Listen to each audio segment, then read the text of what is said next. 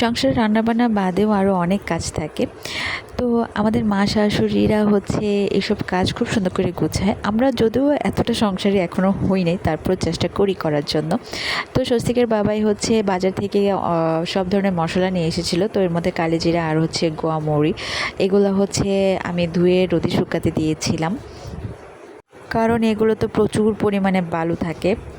তো যাই হোক, প্রথমে আমি গোয়ামরিগুলো হচ্ছে একটা চালনে নিয়ে নিয়েছি, সাথে একটা বল দিয়ে নিয়েছি নিচে, আর হচ্ছে ট্যাপটা ঝেড়ে ভালোভাবে হচ্ছে আমি এগুলো ধুয়ে নিয়েছি। মিনিমাম 4 থেকে 5 বার পানি ফেলে ফেলে দিয়ে এগুলো আমি ভালোভাবে হচ্ছে ধুয়ে নিয়েছি।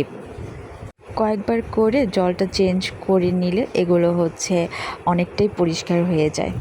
তারপর এক চালন থেকে আমি আরেকটা চালনের মধ্যে গোয়ামরিগুলো নিয়ে নিয়েছি, কারণ ওই চালনের মধ্যে আমি আবার হচ্ছে কালোজিরাগুলো ধোবো।